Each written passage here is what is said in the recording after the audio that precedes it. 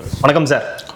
Sir, இன்றைய சட்டசபை நிகழ்வுகளில் மிக முக்கியமானதாக காலையில் ஒருமனதாக எல்லோராலும் ஏற்றுக்கொள்ளப்பட்ட ஒரு தீர்மானம் தமிழ்த்தாய் வாழ்த்து. தமிழ்த்தாய் வாழ்த்து நமக்கு சமீப காலமாகவே பெரிய பிரச்சனைகளில் இருக்குது. இப்போ சமீபத்தில் கூட மூன்றாவது இடத்துக்கு தள்ளப்பட்டுச்சு. பாடுறது வந்து மூன்றாவது இடத்துக்கு பாடப்பட்டது அப்படின்றது பெரிய பிரச்சனையாக இருந்தது. இந்த வேளையில் இன்னைக்கு சட்டசபையில் ஒரு தீர்மானமே வந்து நிறைவேற்றப்பட்டிருக்கு தமிழக அரசு.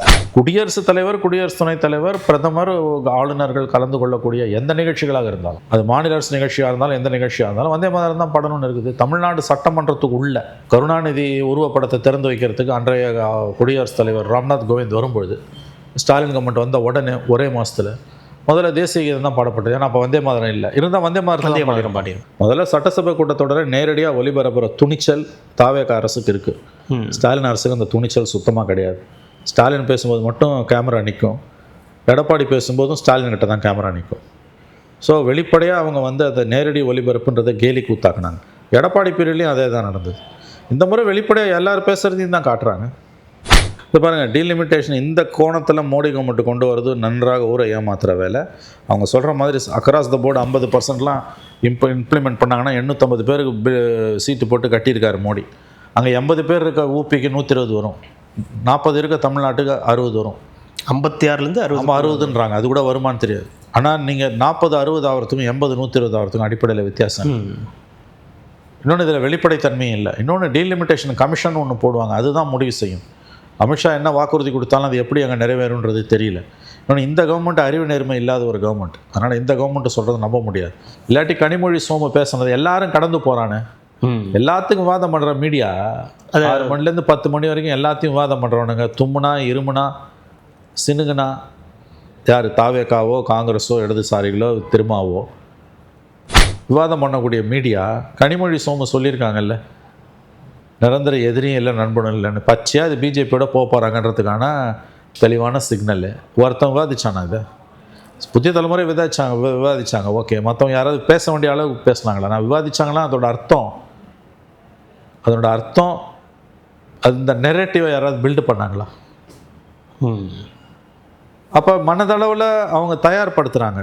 ரெட்ரோலுக்ஸ் நெஞ்சங்களுக்கு வணக்கம். நான் கார்த்திக். இன்றைய பொலிட்டிக்கல் பல்ஸ் நிகழ்ச்சியில் நம்முடைய இணைந்திருப்பவர் மூத்த பத்திரிகையாளர் திருமணி அவர்கள். வணக்கம் சார். சார், இன்றைய சட்டசபை நிகழ்வுகளில் மிக முக்கியமானதாக காலையில் ஒருமனதாக எல்லோராலும் ஏற்றுக்கொள்ளப்பட்ட ஒரு தீர்மானம் தமிழ்த்தாய் வாழ்த்து. தமிழ்த்தாய் வாழ்த்து நமக்கு சமீப காலமாகவே பெரிய பிரச்சனைகளில் இருக்குது. இப்போ சமீபத்தில் கூட மூன்றாவது இடத்துக்கு தள்ளப்பட்டுச்சு. பாடுறது வந்து மூன்றாவது இடத்துக்கு பாடப்பட்டது அப்படின்றது பெரிய பிரச்சனையாக இருந்தது. இந்த வேளையில் இன்னைக்கு சட்டசபையில் ஒரு தீர்மானமே வந்து நிறைவேற்றப்பட்டிருக்கு தமிழக அரசால். இதற்கு இன்னொரு பிரச்சனைனா, இதெல்லாம் முன்னாடியே அரசாணையே வந்து கொண்டு வந்தாச்சு. திராவிட முன்னேற்ற கழகம் இது ஒரு அரசாணையை 2021 டிசம்பர் 17ஆம் தேதி அன்றைய முதலமைச்சர் திரு ஸ்டாலின் அவர்கள் கொண்டு வந்துட்டாங்கன்ற இது இருக்குது. அரசாணை தீர்மானம் எது ரொம்ப இம்பார்ட்டன்ஸ் இதில்? இந்த பஞ்சாயத்து இப்போ தாவேக்கா வெர்சஸ் திமுக இந்த பிரச்சனை வந்து ஓடிக்கிட்டு இருக்காங்க. ஜீவோ இருக்குதுங்க ஏற்கனவே. அதாவது தமிழ்த்தாய் வாழ்த்தை அவமதிச்சா அது தண்டனைக்குரிய குற்றன்ற மாதிரி ஏதோ ஜீவோ இருக்குது. என்ன தண்டனைன்னு எனக்கு தெரியல. ஏன்னா அந்த பிரச்சனை எப்படி வந்ததுன்னா, எனக்கு தெரிஞ்ச காஞ்சி சங்கராச்சாரியார் அவர் ஒரு நிகழ்ச்சியில் வந்து தமிழ்த்தாய் வாழ்த்து போடும்போது எந்திரிக்காமல் உட்காந்து இருந்தார். ஆமாம். அப்போ அது ஒரு சர்ச்சையாச்சு. ஸ்டாலின் கவர்மெண்ட் வந்து புதுசு அப்போ தான் அந்த ஜீவோவை பாஸ் பண்ணுறாங்க. இப்போ வந்து இவங்க வந்து சட்டமாக இது வந்து தீர்மானமாக கொண்டு வராங்க. இவங்க வந்து சட்டமன்ற தீர்மானம் இதை சட்டமாக அவங்க மாற்றுவாங்களான்னு தெரியல எனக்கு. ஓகே, இட்ஸ் நாட் அ மசோதா, பில்லு கிடையாது, தீர்மானம் கொண்டு வந்து அவ்வளோதான். அப்போ இதுக்கு மரியாதை அதிகம். ஜீவோ இருக்குது, ஜீவோக்கு ஈக்குவலாக அதுக்கு ஜீவோ அடுத்தபடியான நீங்கள் சட்டம் போடணும். யூ மஸ்ட் மேக் அ லா. அந்த மாதிரி இப்போ வந்தே மாதரம் பாடலை எந்திரிச்சு நிற்கலை, அவமரியாதைப்படுத்தினா பாடலைன்னா தண்டனைக்குரிய குற்றம் 7 வருஷம் 10 வருஷம் ஃபைனு அப்படின்லாம் இப்போ பார்லிமெண்ட்டில் சட்டம் போட்டிருக்காங்கப்பா. அந்த மாதிரி போடுவாங்கன்னு தான் நான் எதிர்பார்த்தேன். அது என்னுடைய புரிதல் அப்படி தான் இருந்தது. ஏன்னா இவங்க தீர்மானம், ஆனால் இது தீர்மானம் தான், மசோதா கிடையாது. தீர்மானத்துக்கு ஒரு ரெசல்யூஷன் இருக்குதுன்னு சொல்லலாம் நம்ம. இப்போ சிக்கல் எங்கே வருதுன்னு கேட்டிங்கன்னா, ஏற்கனவே ஜீவோவும் இருக்குது, இப்போ தீர்மானமும் வந்துடுச்சு.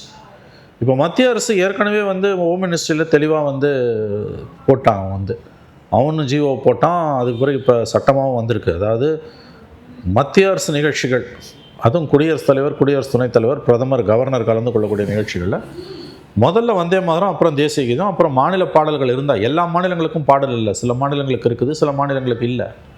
அப்படி இருந்துன்னா அது 3வது. அப்புறம் மறுபடியும் நிகழ்ச்சி முடியும் போது வந்தே மாதரம் மறுபடியும் தேசிய கீதம்னு இருக்குது.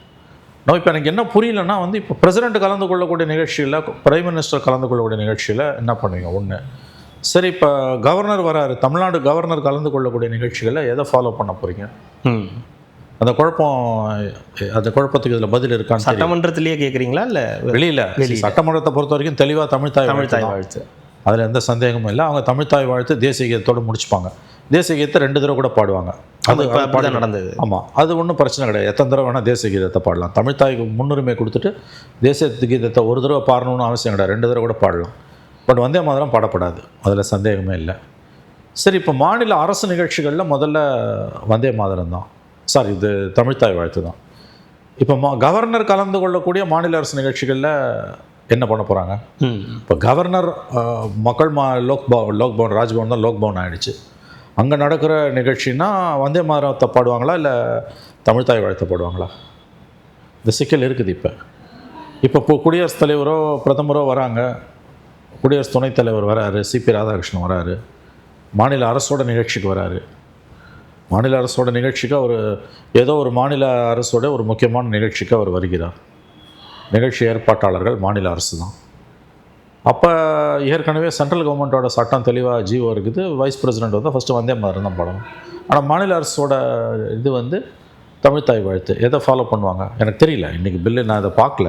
ஓகே, தீர்மானத்துக்கு ஒன்றும் ஏற்கனவே ஜிஓ இருக்கும்போது தீர்மானம், அதனால தான் நான் கேட்டேன். மசோதாவாக இருந்ததுன்னா இது வேறு, சட்டமாக போகுது. தீர்மானம் தான் நிறைவேற்றப்படும். தீர்மானத்துக்கு வந்து ஜிஓவுக்கு அடுத்த ஜிஓவே இருக்கும்போது தீர்மானன்றது புரிதல் அளவில் வேணால் தீர்மானத்துக்கு ஒரு மரியாதை இருக்கலாமே ஒழிய பைண்டிங், சட்ட ரீதியான பைண்டிங் வந்து ஜிஓவுக்கு தான், அல்லது சட்டமாக ஏற்றிருக்கணும். சட்டம் இல்லைன்னும் போது ஜிஓ தான் நம்பர் 1, நம்பர் 2 தான் தீர்மானம்.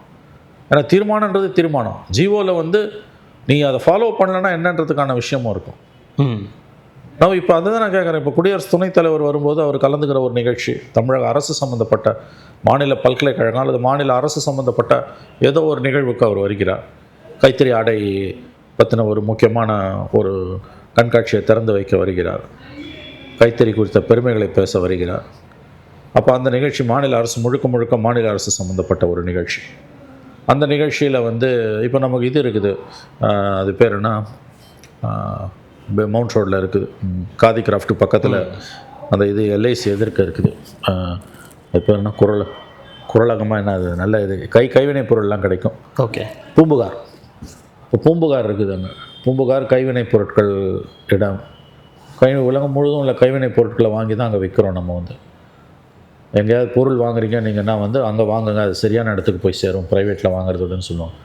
பூம்புகாரில் இப்போ நம்ம பூம்புகாரோட ஏதோ ஒரு முக்கியமான நிகழ்வு, மாநில அரசு சம்மந்தப்பட்ட நிகழ்வு, குடியரசு துணைத் தலைவர் வரும்போது எதை பாடுவீங்க முதல்ல? எப்பயுமே மத்திய அரசுக்கும் மாநில அரசுக்கும் இடையில பிரச்சனை வந்ததுன்னா மத்திய அரசு தான் முதல்ல நிற்கும், மாநில அரசு அப்புறம் தான். மாநில அரசு நிகழ்த்தக்கூடிய நிகழ்ச்சிகளை நீங்கள் தமிழ்தாய் வாழ்த்து ஏற்கனவே ஜிஓ இருக்குது. ஓகே, ஆனால் புதுசாக வந்திருக்க பிரச்சனை, குடியரசுத் தலைவர், குடியரசு துணைத் தலைவர், பிரதமர், ஆளுநர்கள் கலந்து கொள்ளக்கூடிய எந்த நிகழ்ச்சிகளாக இருந்தாலும், அது மாநில அரசு நிகழ்ச்சியாக இருந்தாலும் எந்த நிகழ்ச்சியாக இருந்தாலும் வந்தே மாதரம் தான் பாடணும்னு இருக்குது. தமிழ்நாடு சட்டமன்றத்துக்கு உள்ள கருணாநிதி உருவப்படத்தை திறந்து வைக்கிறதுக்கு அன்றைய குடியரசுத் தலைவர் ராம்நாத் கோவிந்த் வரும்பொழுது ஸ்டாலின் கவர்மெண்ட் வந்த உடனே ஒரே மாதத்தில் முதல்ல தேசிய கீதம் தான் பாடப்பட்டது. ஏன்னா அப்போ வந்தே மாதரம் இல்லை, இருந்தால் வந்தே மாதரம் பாடிடும். அப்போ இப்போ நடக்க போகிற சுதந்திர தின நிகழ்வில் இதில் ஏதாவது சேஞ்சஸ் இல்லை? இப்போ சுதந்திர தினத்தை பொறுத்த வரைக்கும் உங்களுக்கு கொடியேற்றுவார் அவர். ஆமாம், கொடியேற்றும்போது தமிழ்தாய் வாழ்த்து கிடையாது. எனக்கு தெரிஞ்சு சுதந்திர தினத்தில் தேசிய கீதம் அது ஒன்லி நேஷனல் ஆந்தம் மட்டும்தான். பரேடை பார்ப்பார், அதுக்கு பிறகு அவர் பேசுவார், அவ்வளோ. அங்கே அந்த சிக்கல் வராது. மற்றபடி இதில் உங்களுக்கு விழாக்களில் என்ன பண்ண போகிறாங்கன்னு தெரியல. என்னை பொறுத்த வரைக்கும் இந்த தீர்மானத்துக்கு இவங்க ஏற்கனவே ஜிஓ இருக்கிறதால இந்த தீர்மானத்துக்கு என்ன கூடுதல் வெயிட்டேஜ் நடைமுறையிலன்றது எனக்கு புரியல. ஓகே, அதாவது பின்பற்றப்படலைன்னா என்ன தண்டனை, என்ன அது ஜிஓவில் இருக்குன்றாங்க. இப்போ புதுசாக இதை கொண்டு வர வேண்டிய அவசியம் என்பது என்ன வந்தது? இப்படி பார்த்தாலும் மோடி கவர்மெண்ட் பண்ணுறது தப்பு. நீ வந்தே மாதரத்தை கொண்டு வந்து திணிக்கிறதுன்றது. இப்போ கேரளாவில் கூட எல்லாரும் பாடணும்னு சொல்லிவிட்டு அப்புறம் அதை வாபஸ் வாங்கியிருக்காங்க. எல்லா மாநிலங்களுக்கும் அந்த பிரச்சனை இருக்குது. நிச்சயமாக பிரதமரோ குடியரசுத் தலைவரோ வரும்போது அவங்க வந்தே மாதரத்தை தான் இசைப்பாங்க. அது மாநில அரசு நிகழ்ச்சியோ மத்திய அரசு நிகழ்ச்சியோ. பிரதமரும் குடியரசுத் தலைவரும் வரும்போது ஆட்டோமேட்டிக்காக அது any function becomes central government function. So இது நடைமுறையில் பார்க்கணும். இவங்க இதை அடிப்படையிலே இது ஒரு பாலிட்டிக்ஸ். தமிழுக்கு யார் வந்து முக்கியத்துவம் கொடுக்குறா, யார் மோடி கவர்மெண்ட்டுக்கு ஜால்ரா போடுறா அதிகமாக அப்படின்றது. இப்போ வந்தே மாதரத்தை அந்த சட்டத்தை வந்து கனிமொழி கடுமையாக எடுத்து பேசியிருக்காங்க. ராஜா பேசினார். மற்றவங்க யாரும் பேசவே விடலை. அங்கே சபையை ஒத்தி வச்சுட்டு போயிட்டாங்க. எல்லா இடத்துலையும் பாஸ் ஆகிடுச்சு. அது வந்து உங்களுக்கு இப்போ இந்த தீர்மானத்தால் நடைமுறை என்ன, இதுக்கு கூடுதல் வெயிட்டேஜ் என்னன்னு உண்மையிலே எனக்கு தெரியல, to be frank with you. Okay. ரெண்டாவது, ஆல்ரெடி சென்ட்ரல் ஆக்ட் இருக்கிறத காரணத்தால் உங்களுக்கு நீங்கள் அதை மீறி போக முடியாது. இந்த ஆளுநர் பதவி இருக்கும்போது பிப்ரவரி மாதம் ஸ்டாலின் அமைதியாக தானே இருந்தார். வந்தே மாதம் தான் நெசிச்சாங்க. ஒரு பேப்பர்காரன் எழுதுனானா? ஸ்டாலின் கலந்துக்கிட்ட நிகழ்ச்சியில் வந்தே மாதத்தை பாடுறாங்க. 3வது தான் தமிழ்த்தாய் வாழ்த்து. நீங்கள் எவனாவது எழுதுனானா? நான் கேட்குறேன். அப்போ பொத்தின்னு இருந்தானுங்க எல்லாருமே. உங்களுக்கு இன்றைக்கி ஆட்சி மாறணுன்னு குதிக்கிறாங்க. உங்களுக்கு அன்றைக்கு கையது கொண்டு மெய்யது பொத்தி அமைதியாக இருந்தவர்கள் இன்றைக்கி வந்து அதை இஷ்யூ ஆக்கிக்கிட்டே இருக்காங்க. தொடர்ந்து எல்லாமே பிரச்சனை தான். திமுக கவர்மெண்ட்டில் நடந்ததுன்னா எதுவுமே பிரச்சனை இல்லை. குடியரசுத் தலைவர் வந்து கருணாநிதி படத்தை திறந்து வைக்கிறாருன்னா அப்போ தேசிய கீதை முதல்ல தமிழ்த்தாய் இல்லைன்னா அப்போ பிரச்சனையே கிடையாது. கேட்டால் அது பிரசிடென்ட்னுவாங்க. இப்போ இவங்களுக்கு தேவைன்னா ஒன்று, தேவையில்லைன்னா இன்னொன்றுன்றது தான் இவங்களுடைய நிலைப்பாடாக இருக்குது. எத்தனையோ நாடகம் நடந்தது, இன்றைக்கி ஒரு நாடகம் நடந்திருக்கு, அவ்வளோதான். ஒரு பக்கம் இந்த சட்டசபையில் ஒரு பக்கம் சீனியர்ஸ், இன்னொரு பக்கம் ஜூனியர்ஸ். திமுகவுடைய சீனியர்கள், அதிமுகவுடைய சீனியர்கள் எல்லாம் இருக்காங்க. இந்த பக்கம் தாவேகாவினுடைய பல ஜூனியர்ஸ் வந்து இருக்காங்க. இந்த விவாதம் எப்படி இருக்குன்னு பார்க்குறது. இது கடந்த முறையெல்லாம் நம்ம அதிமுக திமுகன்னு நிறையா பார்த்துருப்போம். ஆனால் இந்த முறை வந்து தாவேகா திமுகன்ற ஒரு பேட்டில் போகுது இல்லையா? இது எப்படி இருக்குன்னு நல்லா தான் பண்ணுறாங்க. எனக்கு தெரிஞ்சு புதுசாக வந்தாங்க, கற்றுக்கிட்டு இருக்காங்க. அடுத்த கூட்டத்தொடரில் இன்னும் மெருகேறிடும். முதல்ல சட்டசபை கூட்டத்தொடரை நேரடியாக ஒளிபரப்புகிற துணிச்சல் தாவேகா அரசுக்கு இருக்குது. ஸ்டாலின் அரசுக்கு அந்த துணிச்சல் சுத்தமாக கிடையாது. ஸ்டாலின் பேசும்போது மட்டும் கேமரா நிற்கும். எடப்பாடி பேசும்போதும் ஸ்டாலின் கிட்ட தான் கேமரா நிற்கும். ஸோ வெளிப்படையாக அவங்க வந்து அதை நேரடி ஒளிபரப்புன்றதை கேலி கூத்தாக்குனாங்க. எடப்பாடி பீரியட்லேயும் அதே தான் நடந்தது. இந்த முறை வெளிப்படையாக எல்லாரும் பேசுகிறதையும் தான் காட்டுறாங்க. இது ஒரு ஆட்சிக்கு ஆபத்தோ? இது ஆட்சியில் ஒரு ஆபத்தும் கிடையாது. இதில் என்ன இருக்கு? அவங்க அப்படி நினைக்கலையா? இப்படி அவங்க பயந்தாங்க. ஸ்டாலின் கவர்மெண்ட் பயந்தது. அதனால தானே வந்து எடப்பாடி பேசும்போது பிளாக் அவுட் பண்ணிகிட்டே இருந்தாங்க. இப்போ இவங்க காமிக்கிறாங்கல்ல. இன்றைக்கி எல்லாருக்கும் முந்திலாம் வயது வாழ்வு பார்க்குற மாதிரி தான் சட்டசபை நிகழ்ச்சிகளை பார்ப்பாங்க. வயசானவங்க, நீரிழிவு நோயாளிகள், ரத்த கொதிப்புள்ளவர்கள், பொழுது போகாதவங்க உட்காந்து பார்ப்பாங்க. இன்றைக்கி வந்து இளையவர்கள், யங் ஜென்ரேஷன் அசம்பிளியில் என்ன நடக்குதுன்னு தெரிஞ்சுக்கணும்னு உண்மையிலே மகிழ்ச்சியாக இருக்குது. முன்னுதாரணமாக தம்பி இருக்காரு. அதான் மகிழ்ச்சியாக இருக்குது. ஏன்னா அவங்களுக்கு அதை விஜய் அதை கொண்டு வந்திருக்கார். அது உண்மையிலே பாராட்ட வேண்டிய ஒரு விஷயம். நேரடி ஒளிபரப்பு பார்லிமெண்ட்டில் பண்ணாங்க. மன்மோகன் சிங் ஆட்சி காலத்தில் 14 வருஷமும் நடந்தது. மோடி வந்தோன்னா அதை சீர்குலைச்சி சின்ன பின்னமாக்கினாங்க. ஸ்டாலின் கவர்மெண்ட்டில் அதே மாதிரி அதை சிதைச்சாங்க. ஸ்டாலின் பேசும்போது மட்டும்தான் கேமரா இருக்கும். அரசை விமர்சித்து அவன் பேசினாலும் கேமரா ஸ்டாலின் கிட்ட தான் இருக்கும், இல்லை திமுக கிட்ட இருக்கும். இன்றைக்கி அப்படி இல்லையா? முழுதும் ஒளிபரப்புறாங்கல்ல. இன்றைக்கி வரைக்கும், நாளைக்கு என்ன ஆகும் தெரியாது. இந்த நிமிஷம் வரைக்கும் பார்க்கும்போது அது ரொம்ப மகிழ்ச்சிக்குரியதாக இருக்குது. உண்மையான ஜனநாயகம் இது. எல்லாருக்கும் சட்டமன்ற நிகழ்ச்சிகளை பார்க்கக்கூடிய ஒரு ஆர்வம் தூண்டப்படுது. ரொம்ப வறண்ட விஷயமா இருந்தது, உப்புச்சப்பு இல்லாமல் இருந்தது. பெண்கள் கூட பார்க்குறாங்க, நிறைய பெண்கள் பார்க்குறாங்க. அது ரொம்ப மகிழ்ச்சியான விஷயம். ஜனநாயகம் எப்படி உண்மையிலேயே வந்து செழுமை அடையுது என்பதற்கான விஷயம் அது. இல்லை, இன்னும் ரீசனுக்காக என்ன இதனால் வரைக்கும் பார்க்காதவங்க இப்போ பார்க்குறாங்கன்ற ஒரு. ஏன்னா புதுசாக ஒருத்தர் வந்திருக்காரு. இவங்க அந்த மாதிரி காமிச்சதே இல்லை. முந்தி ஒருத்தர் பேசுகிறத மட்டும் காமிக்கும் போது இன்னொருத்தர் பேசும்போது ஆஃப் பண்ணுவாங்க, போயாண்டு போயிடுவாங்க. அதிமுக காரனே ஆனால் ஜெயலலிதா பேசும்போது காமிச்சிட்டு ஸ்டாலின் பேசும்போது அப்போ காமிக்கலன்னு போது ஆஃப் பண்ணிட்டு போயிடுவான். அதே மாதிரி எடப்பாடி பீரியடில், அதே மாதிரி ஸ்டாலின் பீரியடில் ஸ்டாலின் பேசும்போது தான் காமிப்பான், எடப்பாடி பேசும்போது காமிக்க மாட்டான், திமுக காரனே பார்க்க மாட்டான். இன்றைக்கி எல்லாரும் பேசுகிறதையும் பார்க்கும்போது ஒரு மகிழ்ச்சியும் ஆர்வமும் வருது. அரசு ஜனநாயக ரீதியில் இந்த சட்டமன்றம் செயல்படுது. நமக்கு தெரிஞ்சிக்க முடியுது, நமக்கு தெரிஞ்சுக்க முடியுது.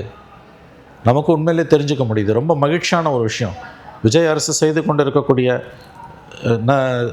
நல்ல காரியங்களில் இதுவும் ஒன்று. இது இனிமேல் யார் வந்தாலும் இதை ஃபாலோ பண்ணணும். தப்பு பண்ணால் எக்ஸ்போஸ் ஆக போகிறாங்க. நாளைக்கு இவங்களே மாற்றினா இவங்களே எக்ஸ்போஸ் ஆவாங்க. இது வந்து நாளைக்கு வந்து 5 வருஷம் தொடருமான்னு கேள்வி கேட்டிங்கன்னா அதுக்கு எங்கிட்ட பதில் இல்லை.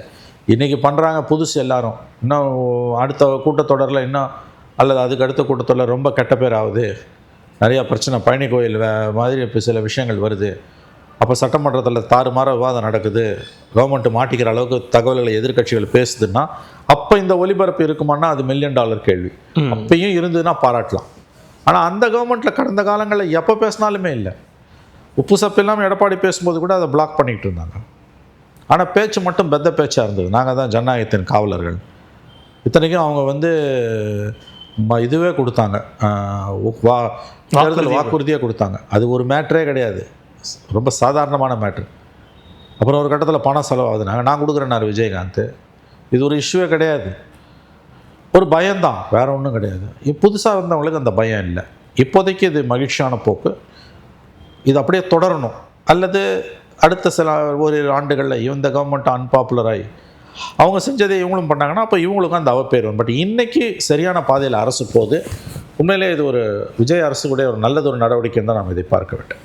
ஒரு பக்கம் இந்த டீலிமிட்டேஷன் ஒரு பெரிய பூகம்பமாக போயிட்டுருக்கு. டீலிமிட்டேஷனா, ஃபேர் டீலிமிட்டேஷனா, நோ டீலிமிட்டேஷனா அப்படின்ற ஒரு பிரச்சனை போயிட்டுருக்கு. காவேரி விவகாரம் போயிட்டு இருக்கும்போது இதற்கு வந்து ஒரு அனைத்து கட்சி கூட்டம் கூட்டப்படுது அப்படின்ற ஒரு விஷயம். இதன் போக்கு என்னவா இருக்குது, என்ன போகும், அங்கே என்ன பேசுவாங்க? இதில் நடுவில் ஒரு கேள்வி கேட்கும்போது கனிமொழி சோமு அவர்கள் அவங்க சொல்கிறாங்க, யாமம் அரசியலில் வந்து அதே தான், அந்த டைலாக் தான், அந்த நிரந்தர எதிரியும் இல்லை நிரந்தர நண்பனும் இல்லைன்ற ஒரு வாக்கியத்தையும் வந்து பதிவு பண்ணுறாங்க. இந்த டீலிமிட்டேஷனில் புரிஞ்சிக்க வேண்டியது என்னவா இருக்குது, திமுகவுடைய நிலைப்பாடு என்னவா இருக்குது? இப்போ பாருங்கள், டீலிமிட்டேஷன் இந்த கோணத்தில் மோடி கவர்மெண்ட் கொண்டு வரது நன்றாக ஊரை ஏமாத்துகிற வேலை. அவங்க சொல்கிற மாதிரி அக்ராஸ் த போர்டு 50%லாம் இம்ப்ளிமெண்ட் பண்ணாங்கன்னா 850 பேருக்கு சீட்டு போட்டு கட்டியிருக்காரு மோடி. அங்கே 80 பேர் இருக்க ஊபிக்கு 120 வரும், 40 இருக்க தமிழ்நாட்டுக்கு 60 வரும். 56லேருந்து 60ன்றாங்க, அது கூட வருமானு தெரியாது. ஆனால் நீங்கள் 40-60 ஆகிறதுக்கும் 80-120 ஆகிறதுக்கும் அடிப்படையில் வித்தியாசம். இன்னொன்று இதில் வெளிப்படைத்தன்மையும் இல்லை. இன்னொன்று டீலிமிட்டேஷன் கமிஷன் ஒன்று போடுவாங்க, அதுதான் முடிவு செய்யும். அமித்ஷா என்ன வாக்குறுதி கொடுத்தாலும் அது எப்படி அங்கே நிறைவேறுன்றது தெரியல. இன்னொன்று இந்த கவர்மெண்ட் அறிவு நேர்மை இல்லாத ஒரு கவர்மெண்ட், அதனால் இந்த கவர்மெண்ட்டு சொல்கிறத நம்ப முடியாது. ஐ திங்க் காங்கிரஸ் சொல்கிறதுலாம் இதில் கரெக்டுன்னு நான் நினைக்கிறேன். இந்த கவர்மெண்ட் வந்து டீலிமிட்டேஷன்றது அவங்களுக்கு சாதகமாக திருத்துது. அரசியல் சாசன பிரிவு அந்த 80-81 திருத்தத்திலே சிக்கல் இருக்குன்னு சொல்கிறாங்க. அதில் சரியாக தகவல்கள் கிடைக்கல. டீலிமிட்டேஷன் கமிஷன் தான் இதை பற்றி முடிவு பண்ண போகுது. அதில் முதல்ல நம்ம புரிஞ்சுக்கணும். இப்போ திமுகவை பொறுத்த வரைக்கும் அவங்க சரி பாதி எக்ஸ்ட்ரா கொடுத்தா ஓகேன்றாங்க. ஆக்சுவலாக அது வந்து ஒரு விஷ வலை, அதில் போய் தெரிஞ்சோ தெரியாமலோ திமுக விழுதுன்னு தான் சொல்கிறாங்க. இல்லை அவங்களுக்கு அப்படி தெரியுமா அது விஷ வலைன்றது? எனக்கு தெரியும்போது அவங்களுக்கு தெரியாதா? கண்டிப்பாக அந்த இது அது வேறு சில நிர்பந்தங்கள்றாங்க. இப்போ பிரச்சனை என்னென்னா இதில் வெளிப்படைத்தன்மையும் இல்லை. அந்த பில்லு எப்படி இருக்க போகுது என்னன்றதும் இல்லை. இந்த செஷனில் அநேகமாக வராதுன்றாங்க, வியாழக்கிழமையோட முடியுது. அநேகமாக அப்புறம் குளிர்கால கூட்டத்தொடர் நவம்பரில் வரும், இல்லை ஸ்பெஷல் செஷன் கூப்பிட்டான். ஏன்னா இப்போ திமுக ஆதரித்தாலுமே அவங்களுக்கு வந்து தனி மெஜாரிட்டிக்கு 2/3 கூடுதலாக 14 தேவைப்படுது. அதனால் இந்த முறை 3 மாதம் மேலே தோற்று போன மாதிரி இந்த முறை தோற்று போகுதுன்னு தெரிஞ்சால் அமித்ஷா கொண்டு வர மாட்டார். பட் டிஎம்கே மெல்ல மெல்ல இதை ஆதரிக்கிற கட்டத்துக்கு வந்துட்டாங்க. அவங்க என்ன சொல்கிறாங்க, இது வந்து அக்ராஸ் த போர்டு 50% இன்க்ரீஸ் ஆனால் போதுன்றாங்க. 50% இன்க்ரீஸ் ஆனால் நமக்கு வந்து சிக்கல் இருக்குது. ஏன்னு கேட்டிங்கன்னா வட மாநிலங்களோட எண்ணிக்கை அதிகரிக்கும். இன்னொன்று ஒரு கருத்து என்னென்னா இது ஃப்ரீஸ் பண்ணப்படணும். இந்த 543 அப்படியே தான் இருக்கணும். ஏன்னா மக்கள் தொகை அடிப்படையில் பண்ணுறது இன்னும் 30, 40, 50 ஆண்டுகளில் மக்கள் தொகை குறைய தொடங்குது. இப்போயே குறைய தொடங்கியிருக்கு. அப்போ நீங்கள் என்ன பண்ணுவீங்க? அந்த சிக்கலும் இதில் உங்களுக்கு இருக்குது. ஸோ இப்போ நம்முடைய சமீபத்தில் அந்த நம்முடைய ஓய்வு பெற்ற நீதிபதி ஹரி பரந்தாமன் கூட ஒரு புத்தகம் வெளியிட்டிருந்தார், ஹிந்து குழுமம் வெளியிட்டிருந்தாங்க. எந்த காரணத்தை கொண்டு வந்து 850 வந்து எம்பிக்கள் எண்ணிக்கை வரக்கூடாது. ஏன்னா அது ஒரு கேலி குத்தா மாறிடும், பார்லிமெண்ட்டுன்றது சந்த கடையாக மாறிடும். பேசுறதுக்கு அனுமதி இருக்குது, இல்லை இப்போவே பேச அனுமதி இல்லை. அது இன்னும் மோசமாக போய்டுன்றாங்க. ஸோ 843 இருந்ததுன்னா வந்து இப்போ சவுதி அரேபியாவிலலாம் இருக்கும், பார்லிமெண்ட்டுன்னு ஒன்று வச்சுருப்பான், 1500 பேர் உட்காந்துருப்பாங்க, ஒன்றுமே இருக்காது. யார் ராஜா சவுதி கிங்கை ஆதரித்து பேசிட்டு போனாங்க, கவர்மெண்ட்டுக்கு எதிராக நீ ஒன்றும் கேள்வி கேட்க முடியாது, ஒரு வெங்காயமும் கேட்க முடியாது. அந்த மாதிரி நாம்கி ஆவாசான ஒரு இதுவாக அது மாறிடும். எனவே அதில் இன்னும் கிளாரிட்டி தேவைப்படுது. இப்போ பார்த்தீங்கன்னா வந்து காங்கிரஸ் இடதுசாரிகள் எல்லாருமே ஒன்று சேர்ந்துட்டாங்க. அதில் மோடி கவர்மெண்ட்டு கொண்டு வர அந்த டீலிமிட்டேஷன்றது எப்படி இருந்தாலும் அது வந்து அவங்க சூட்சமான வேலைகளை தான் செய்ய போகிறாங்க. ஏன்னா அந்த டீலிமிட்டேஷன் கமிஷனோட ஃபார்மேட்லேயே வந்து சிக்கல் வரப்போகுது அப்படின்றாங்க. அதனால் இந்த கவர்மெண்ட் கொண்டு வரதை ஏற்க முடியாது. நோ டீலிமிட்டேஷன் ஸ்டாண்டுக்கு அவங்க போயிட்டாங்க. எனக்கு தெரிஞ்சு அது ரொம்ப ஒதுக்கி தள்ள முடியாத முக்கியமான ஒரு பாயிண்ட். ஏன்னு கேட்டிங்கன்னா வந்து அந்த டீலிமிட்டேஷன் கமிஷன் ஒன்ஸ் நீங்கள் ஃபார்ம் பண்ணிட்டீங்கன்னா நல்லா ஞாபகம் வச்சுக்கோங்க, அதை எதிர்த்து எந்த கோர்ட்டுக்கும் போக முடியாது. எந்த கோர்ட்டுக்கும் போக முடியாது. சுப்ரீம் கோர்ட்டுக்கு நீ போக முடியாது. சுப்ரீம் கோர்ட்டு தான் ஃபைனல். சுப்ரீம் கோர்ட்டுக்கு நீ போக முடியாது. சுப்ரீம் கோர்ட்டுக்கு போக முடியாதுன்னா முன்சிஃப் கோர்ட்டுக்கு போகவே முடியாது. அந்த கமிஷனை போட்டாங்கன்னா கதை முடிச்சது உங்களுக்கு. இவர் கொடுக்குற வாக்குறுதிகளுக்கு அங்கே என்ன மரியாதை இருக்குன்றது தெரியாது உங்களுக்கு. இன்னொன்று இது அப்படியே வந்து வட மாநிலங்களுக்கான சாதகமான சூழலை ஏற்படுத்துறது தான். இதெல்லாம் ஒரு பக்கம் இருக்கட்டும், அதோட கண்டென்ட் வந்த பிறகு முடிவு பண்ணணும். இன்னும் நிறையா பேச வேண்டியது. ஆனால் கனிமொழி சோமோட ஸ்டேட்மெண்ட்டு தான் இதில் வந்து கிளைமேக்ஸ். தெளிவாக அவங்க வந்து அரசியல் நிரந்தர எதிரியும் இல்லை, பகைவனும் இல்லைன்றாங்க. திமுகவில் இருக்க ஒரு எம்பி, எக்ஸ் எம்பி இப்படிலாம் யாருமே வாய் புளிச்சது மாங்காய் புளிச்சுன்னு பேச மாட்டாங்க. போய் பேசுன்னு சொன்னால் தான் பேசுவாங்க. திமுகவில் வந்து அந்த அளவுக்கு வந்து அது ஒரு கட்டுக்கோப்பான இயக்கம். குரூஷியலான இஷ்யூஸில் வந்து தலைமைக்கு பிடிக்காத ஒரு சின்ன வார்த்தையை கூட, அதுவும் ஒரு எக்ஸ் எம்பின்னும் போது பொறுப்புள்ள பதவியில் இருந்த ஒரு அம்மையார் ஒரு டாக்டர், அந்த அம்மா வாய் புளிச்சது மாங்காய் புளிச்சதுலாம் பேசக்கூடியவங்க கிடையாது. அவங்க மட்டும் இல்லை, திமுகவில் யாருமே அவங்க ஸ்டேச்சரில் இருக்கவங்க. இந்த ஒரு அவங்களாம் வந்து ஃபஸ்ட் ரேங்க் லீடர்ஸில், செகண்ட் ரேங்க் லீடர்ஸில் வந்துடுவாங்க. அவங்க பேசுகிறாங்கன்னா அது தலைமையோட ஆசீர்வாதத்தோடு தான் அவங்க பேசுகிறாங்க. அதாவது அரசியலில் நிரந்தர எதிரியும் இல்லை, நண்பனும் இல்லைன்னு. இது யூஷுவல் டைலாக். அரசியல்வாதிகள் இது வரைக்கும் பயணித்த பாதையிலேருந்து ஜஸ்ட் ஆப்போசிட்டாக ஜம்ப் பண்ண போகிறாங்க அப்படின்னா இந்த டைலாகெல்லாம் விடுவாங்க. அரசியல் நிரந்தர எதிரியும் இல்லை, நிரந்தர நண்பனும் இல்லைன்றது பழைய காலத்து கதை. ஆனால் அரசியலில் வந்து நிரந்தர சித்தாந்தங்களும் உண்டு, நிரந்தரமான எதிர் சித்தாந்தங்களும் உண்டு, நட்பு சித்தாந்தங்களும் உண்டு. அதையே நான் விட்டுட்டு போவேன்னா, இப்படி தான் முரசொலி மாறன் பேசினார். யார் பிஜேபியோட சேரும்போது தீண்டாமை எப்படி வாழ்க்கையில் தவறோ அரசியலையும் தீண்டாமை தவறுனார். இவர் போய் 4 வருஷம் மந்திரியாக இருக்கிறது, அதில் 1 வருஷம் வந்து பெட்டிலே இருந்தார். அவர் உடல்நலம் குன்றி நினைவு தப்பி 1 வருஷம் ஒரு மந்திரியாக வச்சுருந்தார் வாஜ்பாய். அப்போ சொன்ன வார்த்தை அவர் மந்திரி ஆகிறதுக்கு முன்னால், அரசியலில் வந்து தீண்டாமை என்பது தனி மனித வாழ்க்கையில், பொது வாழ்க்கையில் எப்படி தீண்டாமை தவறோ அதே மாதிரி அரசியல்லையும் வந்து தீண்டாமை தவறுன்னு. இது எவ்வளோ ஒரு அயோக்கியத்தனமான வாதம். சித்தாந்த ரீதியாக அவனோட எதிரி உன்னை அவனை தீண்டாமையில் தான் வச்சுருக்க முடியும்.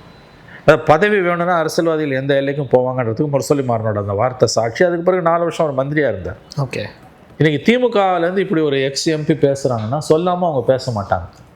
ஓகே, அது வந்து தெளிவாக அவங்க வந்து தொண்டர்களை மனதளவில் தயார்படுத்துகிறாங்க. தொண்டர்களை தயார்படுத்துகிறாங்க, மக்களையும் கொஞ்சம் கொஞ்சமாக தயார்படுத்துகிறாங்க. போவாங்க, பிஜேபியோட போவாங்க. ஆனால் அவங்க இந்த விஷயத்தில் எக்ஸ்ட்ரீம் போயிருக்காங்க இல்லையா? அதெல்லாம் அவங்களுக்கு கவலையே கிடையாதுங்க. நல்ல கேள்வி கேட்டிங்க. கடந்த காலங்களில் 99 நான் தான் சொன்னேன், 99 பல தடவை பேசிட்டோம். 1 கோடி கையெழுத்து மதவெறிக்கு எதிராக முதல் கையெழுத்து கருணாநிதி தான் போடுறாரு. லாரன்ஸ் சுந்தரம் ஹாலில் இல்லை, அது கீழே ஒரு ஃபங்க்ஷன் லாயலா காலேஜில் முதலமைச்சர் கருணாநிதி வந்து முதல் கையெழுத்து மார்ச் 1, 99. கரெக்டாக 47 நாள் பொறுத்து பிஜேபியை ஓட்டு போட்டார். இதை விட ஒரு பச்சை துரோகம் தமிழ்நாடு அரசு இல்லை. இன்றைக்கி வக்காலத்து வாங்குறானுங்களே, காங்கிரஸ் தாவேக்காக போனதை திட்டினா அதை நியாயப்படுத்துகிறானுங்களே. அன்றைக்கி கருணாநிதி திமுக செஞ்ச துரோகத்தை விட வேறு பெரிய துரோகம் தமிழ்நாடு அரசியல்லே கிடையாது. பிஜேபிக்கு எதிராக தமாக அன்றைய தமிழ் மாநில காங்கிரஸ், மூப்பனார் காங்கிரஸோடு சேர்ந்து 9 சீட்டு மொத்தம், திமுக 6, தமிழ் மாநில காங்கிரஸ் 3 சீட்டு, 9 சீட்டு தமிழ்நாட்டில் ஜெயிச்சுட்டு கரெக்டாக 14 மாதத்தில் போய் வந்து பிஜேபி ஆதரித்தார் கருணாநிதி. அதை விட துரோகம் எதுவும் கிடையாது. அதனால் இன்றைக்கி இவங்க ரொம்ப தூரம் போயிட்டாங்க, திரும்ப முடியாதுன்னா அதனால தான் கொஞ்சம் கஷ்டப்படுறாங்க திரும்ப முடியாமல். அதெல்லாம் சமாளிக்கலாம். அதில் தான் கொஞ்சம் ஒரு மாதிரி என்ன எக்ஸாக்டாக என்ன சொல்கிறதுன்றது தெரியாது. அதெல்லாம் கண்டுபிடிப்பாங்க. அதில் கனிமொழி அவர்கள் இப்போ லேட்டஸ்ட்டாக கொடுத்த ப்ரெஸ் மீட்டில் கூட இப்போ இந்த கூட்டத்தொடரில் அப்படி ஒன்றும் சொல்கிறதே எங்களுக்கு ஒரு இதுவும் வரலையே. நியூஸ் பிரச்சனை வந்து கனிமொழிக்கு வந்து இந்த கூட்டத்தொடரில் வரலன்றது தான். அடுத்த கூட்டத்தொடரில் வந்தால் கனிமொழி என்ன பண்ணுவாங்க? வரலன்றது வந்து வேற இல்லை. இதுக்கு முன்னாடியே நீ ஒத்துக்கிறியா இல்லையா?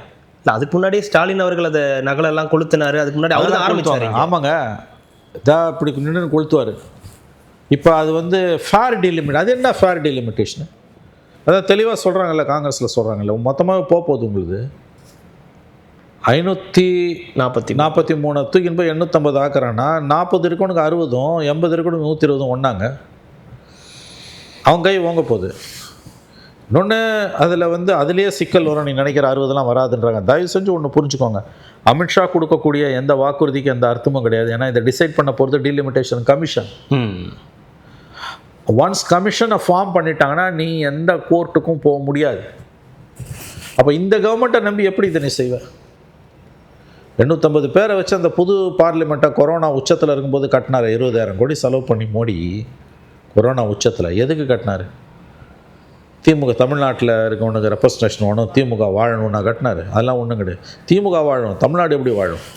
நீங்கள் யாரோட வேணால் போவீங்க, மந்திரி சபையில் இருப்பீங்க, உங்களால் பவர் இல்லாமல் இருக்க முடியாது. அவ்வளோதானங்க. இல்லாட்டி கனிமொழி சோம பேசுனது எல்லாரும் கடந்து போகிறானே, எல்லாத்துக்கும் வாதம் பண்ணுற மீடியா 6 மணிலேருந்து 10 மணி வரைக்கும் எல்லாத்தையும் வாதம் பண்ணுறவனுங்க. தும்முனா, இருமுனா, சினுகுனா, யார் தாவேக்காவோ காங்கிரஸோ இடதுசாரிகளோ திருமாவோ விவாதம் பண்ணக்கூடிய மீடியா. கனிமொழி சோமு சொல்லியிருக்காங்கல்ல, நிரந்தர எதிரியும் இல்லை நண்பனும் இல்லைன்னு. பச்சையாக அது பிஜேபியோட போகிறாங்கன்றதுக்கான தெளிவான சிக்னல். ஒருத்தன் விவாதிச்சானா? இதை புதிய தலைமுறை விவாதிச்சாங்க. ஓகே, மற்றவங்க யாராவது பேச வேண்டிய அளவுக்கு பேசுனாங்களா? நான் விவாதிச்சாங்களா? அதோட அர்த்தம் அது இந்த நெரேட்டிவை யாராவது பில்டு பண்ணாங்களா? அப்போ மனதளவில் அவங்க தயார்படுத்துகிறாங்க. திமுக அப்படி தான் பேசுவாங்க. இதையே நீங்கள் வந்து ஆழம் பார்க்குற விஷயமா ஆழம் பார்க்குற விஷயம் தான். இல்லை, இப்போ சமீபத்தில் வந்து சட்டசபையில் எதிர்க்கட்சி தலைவர் ஒன்று சொன்னார், எல்லா விஷயத்தையும் இந்த கவர்மெண்ட் வந்து ஒரு புது டெக்னிக் வச்சிருக்கு, நியூஸை வெளியில் விட்டு ஆழம் பார்க்குது அப்படின்னு. அப்போ இதையும் இதே தான். இது புது கவர்மெண்ட் 2 வருஷம், இவங்க 75 வருஷம் பழந்தின்னு கொட்டை போட்டவங்க. நான் தான் சொன்னேன், சேர்றதுக்கு 10 நாள் முன்னால் சொல்கிறார், அரசியல் தீண்டாமை என்பது பொது வாழ்க்கையில் எவ்வளவு தவறு, அரசியலிலும் தீண்டாமை என்பது தவறு. இந்த உதிர்த்தவர் முரசொலி மாறன், அவர் மந்திரி ஆகிறதுக்காக. நாடா இது சுடுகாடுங்க. அன்றைக்கி அந்த 98, 99, 2000 அந்த காலகட்டத்தை பார்த்துருக்கணும். பிஜேபி எதிர்ப்பை சொல்லி ஓட்டு கேட்ட திமுக பிஜேபியை போய் ஆதரித்து, அப்புறம் பிஜேபியோடய ஐக்கியமாகி 4 மந்திரி 6 மந்திரியை வாங்கி குஜராத் இனப்படுகொலைகளின் உச்சத்தில் பிஜேபிக்கு காவடி தூக்கி முரசொலி மாறன் உடம்பு சரியில்லாமல் 1 வருஷம் அங்கே மந்திரியாக இருந்தாருங்க. வேறு யாராவது இருந்தால் திமுக சும்மா விட்ருக்குமா? என்னெல்லாம் நடந்தது கடந்த கால வரலாறு. கொஞ்சம் கொலாவுனாங்க பிஜேபியோட. அப்புறம் கடைசியில் பிஜேபி முரசொலி மாறன் செத்த உடனே பிஜேபி வராதுன்னு தெரிஞ்சோன்னே அப்படியே காங்கிரஸுக்கு போனாங்க. காங்கிரஸுக்காக விசுவாசமாக இருந்தாங்களா? இல்லை. 9 வருஷம் இருந்தாங்க. 13, 14 எலெக்ஷனு, 13 இலங்கை பிரச்சனையில் காங்கிரஸ் துரோகம் பண்ணிச்சு, வெளில வந்தாங்க. ஸோ அதனால் பதவி வேண்டும். இப்போ கனிமொழி சோமு, நான் எதுக்கு வரேன்னா, கனிமொழி சோமு தெளிவாக சொல்கிறாங்க. அது எவ்வளோ பெரிய ஸ்டேட்மெண்ட். சரி, அப்படியே கட் பண்ணி கேமரா கொஞ்சம் பின்னால் கொண்டு போ. நயினார் நாகேந்திரன் புதிய தலைமுறை கொடுத்த பேட்டியில் சொல்கிறார், திமுக பிஜேபி கூட்டணி வருமா, காலம்தான் பதில் சொல்லும். அப்போ எப்படி இல்லை, நோலாம் இல்லை, நோ என்றைக்கும் கிடையாது. ஏங்க, அவங்களால 32 எம்பி இருக்குன்னா, தமிழ்நாட்டில் அதிகாரம் இல்லைன்னா, மத்தியில் தேவை இருக்குன்னா, சத்தியமாக சொல்கிறேன், அவங்களால பவர் இல்லாமல் இருக்க முடியாது. இது வரலாறு இல்லை சார். ஒருவேளை அடுத்த கூட்டத்தொடரில் ஏதாவது ஒன்று நடந்து இந்த பில் வந்து பாஸ் ஆகிறதுக்கான வாய்ப்பு இருந்து ஓட்டு போடணும்னு அவசியம் இல்லை. நம்பிக்கையில்லா தீர்மானத்துலேருந்து வெளியே வந்தால், இவங்க வெளிநடப்பு செஞ்சால் கூட இது பாருங்கள், இந்த விஷயத்தில் அவங்க வெளிநடப்பு உள்நடப்புலாம் இல்லை. ஓகே, தெளிவாக ஆதரித்து ஓட்டு போடுவாங்க. ஏன்னா வெளிநடப்பு பண்ணாலும் நீ இதை பாருங்கள், ஒன்று தெரியும் திமுகவுக்கு, பிஜேபி கொண்டு வர இந்த மசோதா அது எவ்வளவு தான் நல்லதுன்னு இவங்க வெளியில் நாடகம் ஆடினாங்கனாலும் அவங்க வாக்கு வங்கியை பதம் பார்த்துருன்றது அவங்களுக்கு தெரியும். அப்படின்னும் போது வெளிநடப்பு பண்ணி 2 கட்டானெல்லாம் போக மாட்டாங்க, ஓப்பனாக ஆதரிச்சுடுவாங்க. ஆதரவு தான். அதுக்கு என்ன தேவையோ அதை வாங்கிப்பாங்க. அதற்கு பின்னாடி வர பிரச்சனை அப்புறம் பார்த்துக்கலாம். அது அப்புறம் பார்த்துக்கலாம். இன்றைக்கி பவர் வேணும், தப்பிக்கணும் வழக்குகள்லேருந்து. ஏங்க, இது எவ்வளோ பெரிய ஸ்டேட்மெண்ட்டுங்க. நான் கேட்குறேன், எக்ஸப்ட் புதிய தலைமுறை ஏன் வாதிச்சான்? அது ஏன் உங்களுக்கு ஏன்டா தைரியம் இல்லை? 1000 பேசுனீங்கல்ல. இந்த மீடியா பவர் போயும் இன்னமும் மீடியா 90% மேலே திமுக கண்ட்ரோலில் தான் இருக்குது. It's very sad. இந்தியாவில் எந்த மாநிலத்திலையும் இல்லை. பிஜேபி ஆள்ற குஜராத்தில் கூட கிடையாது. எந்த அளவுக்கு அங்கே தைரியமாக இருக்கான் குஜராத்தில் பத்திரிக்கை ஓனர்னால், ஒரு ஓனரு கொரோனா காலத்தில் 50 லட்சம் பேர் தான் புழுவிச்சு மோடி கவர்மெண்ட், 5 கோடி பேர் மேலே செத்தாங்கன்னு அவர் தெளிவாக போட்டார். அவர் வெளியில் இடி ரைடு விட்டு அவர் அரெஸ்ட் பண்ணி உள்ளே வச்சாங்க. கவலையப்படல அவர். இப்போ 3 வருஷம் 4 வருஷத்துக்கு தான். இன்றைக்கி தமிழ்நாடு மீடியா பதவி விட்டு இறங்கின பிறகும் திமுகவுக்கும் ஸ்டாலினுக்கும் காவடி தூக்குறதுல தான் இருக்குது. எவ்வளோ பெரிய ஸ்டேட்மெண்ட்டு. இதை விட வேறு என்ன வேணும் உனக்கு? அரசியல் நிரந்தர எதிரி. அந்த அம்மா வாயிலேருந்து அப்படி வார்த்தை எப்படி வரும் நான் கேட்குறேன். ஒரு எம்பி, எக்ஸ்-எம்பி, ஒரு டாக்டர், இது சொல்லாமல் இப்படி பேசுமான்னு சொல்லாமலாம் அந்த அம்மா பேசாது. பச்சை கொடி காட்டாமல் பேச மாட்டாங்க. She was instructed to speak. நான் சொல்கிறேன், பேசும்படி அவர் பணிக்கப்பட்டிருக்கிறார். இல்லை நானே தான் சார் சொந்தமாக பேசினா அந்த அம்மா நாளைக்கு சப்பக்கட்டு காட்டலாம். கமான், சொந்தமாக தான் மேடம் பேசுனீங்க, ஆனால் அவங்க தலைமைக்கு பிடிக்குன்றதால பேசுனீங்க. இந்நேரம் திமுக அவர் மீது நடவடிக்கை எடுத்துருக்கணுமா இல்லையா? உண்மையிலே இவர்கள் ரோசக்காரர்கள், சுயமரியாதை தங்கங்கள்னா பிஜேபி தான் இவங்களுக்கு பிரதான எதிரினா அப்படி தானே சொல்லி நம்மளை நம்ப வச்சுருக்காங்க. அந்த அம்மா சொல்லி ஒரு 24 மணி நேரம் ஆகுது. பிஜேபி பற்றி கேட்கும்போது அரசியல் நிரந்தர எதிரும் இல்லை, நிரந்தர பகைவனும் இல்லை, நண்பனும் இல்லை, எப்பேற்பட்ட தத்துவம். இதை அவங்க சொல்கிறாங்கன்னா, சொல்லி 24 மணி நேரம் ஆக்ஷன் இல்லைன்னா அது என்ன அர்த்தம்? எப்படி வேணால் சப்பக்கட்டு கட்டலாம். இப்போ திமுகவில் இருக்க நண்பர்கள் என்ன சொல்லுவாங்க, ஏங்க பொதுவான விஷயத்தை அவங்க சொன்னாங்க, இது ஏங்க சீரியஸாக எடுத்துக்கலாம்? அப்படி வரும். அப்படி சொல்லுவியா நீ? யாருக்கு அதில் பூ சுற்றுறீங்க? அப்போ இவங்க இப்படி தான். இது எதுக்குன்னா தயார்படுத்துகிறாங்க. ஓகே, கட்சிக்காரனையும் பொதுமக்களையும் தயார்படுத்துகிறாங்க. அது போகலாம், போகாமல் இருக்கலாம். ஆனால் தெளிவாக இருங்க, வாக் அவுட்லாம் பண்ண மாட்டாங்க, ஓப்பனாக சப்போர்ட் தான் பண்ணுவாங்க. இல்லை சார், அப்படி ஒருவேளை சப்போர்ட் பண்ண அது ஃபியூச்சருக்கு இன்னும் டைம் அதை இருக்குன்னா பற்றிய கவலை இல்லை அவருக்கு. இல்லை, ஒருவேளை அப்படி இருந்ததுன்னா கூட பிரதமர் வேட்பாளர் யார் ஆதரிக்கிறோன்றது அதெல்லாம் நாங்கள் பதில் சொல்லிக்கிறோம். அப்போ நீங்கள் எது கவலைப்படுறோம்?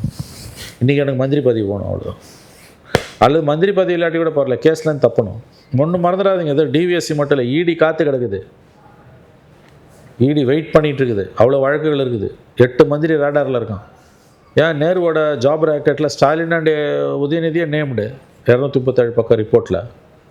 ஓகே, இன்னைக்கு எல்லாருக்கிட்டே இருக்குது இந்த report, easily available on social media. Job rocket பற்றி அதில் எவ்வளோ நேரு சம்பாதிச்சாருன்னு 237 பக்கம் ரிப்போர்ட் டிஜிபிக்கு இடி எழுதுகிற கதை. டிவிஎஸ்சி இந்த எஃப்ஐஆர் டீட்டெயில் கேட்டு கேஸ் போடணும்.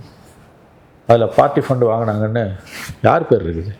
அன்றைய முதலமைச்சரும் துணை முதலமைச்சர் பேரும் தான் இருக்குது. எவனா போட்டான்? நான் ஒரு பத்திரிக்கை போட்டான், எனக்கு தெரியும் இல்லை. டைம்ஸ் ஆஃப் இந்தியா போட்டான், நேரு பேரை மட்டும் போட்டான், மற்ற 2 பேர்த்தையும் போடல. மற்றவங்க எவனும் தொடவே இல்லை. அது எதுக்கு? இன்றைக்கி இருக்குது, ரிப்போர்ட் இருக்குது. You go and find the report. அப்போ இல்லை, நீங்கள் சொல்கிறபடி ஒருவேளை திமுக பாஜக இதே கேஸில் தான் அரவிந்த் கெஜ்ரிவால் மாட்டினாரு. ஆமாம், இல்லை ஒருவேளை அப்படி நடந்துச்சுன்னா பாஜகவுடன் திமுக நெருங்குதுன்னா அது தாவேக்காவுக்கு ஒரு ஆபத்தா? பெரிய லாபம். வாக்கு வங்கி அப்படியே பின்னால் போயிடும். இல்லை, நெருக்கடி கொடுக்குற மாதிரி ஏதாவது அது நெருக்கடி காப்பாற்றிக்கிறது. அது நெருக்கடிலாம் ஒன்றும் கொடுப்பாங்க, கவுக்குற லெவலுக்குலாம் போகாது. கண்டிப்பாக சார், அடுத்தடுத்த நிகழ்வுகளை தொடர்ந்து பேசலாம். மிக்க மகிழ்ச்சி.